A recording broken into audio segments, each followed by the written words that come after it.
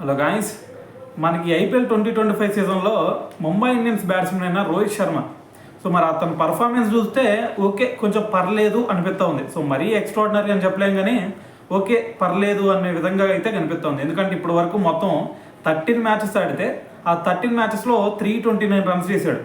So దాంట్లో కూడా మొత్తం కూడా ఒక 3 ఆఫ్ సెంచరీసే ఉన్నాయి అంతే. అయితే దీని గురించి చెప్పాలి అంటే మరి రోహిత్ శర్మ ఎప్పుడైతే కెప్టెన్సీ వదిలేశాడో అప్పటి నుంచి కొంచెం ఫామ్ తగ్గిందని చెప్పాలి.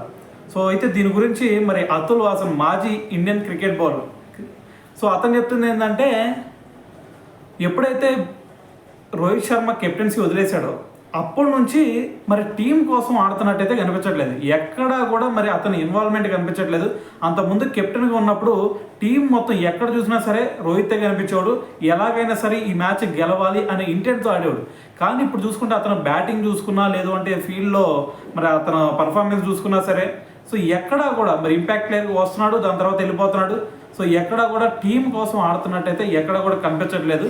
సో మరి దీని గురించి మరి రోహిత్ శర్మ కొంచెం ఆలోచించుకోవాలి అని చెప్పేసి అతుల్ వాసన్ కూడా మాట్లాడటం జరిగింది. అయితే మరి దీని కనుక మనం కంప్లీట్గా డీకోడ్ చేస్తే, సో మరి అతను చెప్పింది కూడా వాస్తవం అనిపిస్తుంది. ఎందుకంటే ఎప్పుడైతే కెప్టెన్సీ వదిలేశాడో అప్పటి నుంచి అతను ఫామ్ సరిగ్గా లేదు. ఏదో బ్యాటింగ్ అలా వస్తున్నాడు, వెళ్ళిపోతున్నాడు, ఏదో మహా అయితే ఒక 2-3 మ్యాచ్లు ఆడుతున్నాడు. సో మరి ఏది బౌలింగ్ అప్పుడు చూసినా సరే అంతకుముందు మొత్తం ఫీల్డింగ్ సెటప్ ఎంత చూసేవాడు. దాని తర్వాత కెప్టెన్ మరి ఏదన్నా ఉన్నా కూడా కొంచెం అతను లీడ్ తీసుకున్నాడు. కానీ ఇప్పుడు చూసుకుంటే ఎక్కడా కూడా మరి హార్దిక్ పాండ్యాకి అతనికి ముందు నుంచే పడట్లేదేమో అన్న డౌట్లు కూడా ఎరైజ్ అవుతూ ఉన్నాయి. సో మరి బ్యాటింగ్ చేసేటప్పుడు కూడా ఏదో మరి ముంబై ఇండియన్స్ టీంకి ఆడుతున్నామా, లేదంటే ఏదో ఎవరి కోసం ఆడుతున్నామా అన్న విధంగా అయితే మరి అతను బ్యాటింగ్ ఉంది అంటాం అనేది సో సహజం అనేది, ఇది కరెక్ట్ అనేది చెప్పాలి ఒక రకంగా చెప్పాలంటే.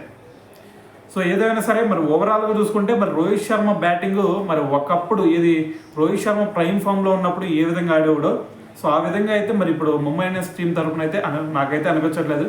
సో మరి దీని గురించి ఫైనల్గా మీరేమనుకుంటున్నారు అనేది కూడా కింద కామెంట్ చేయండి.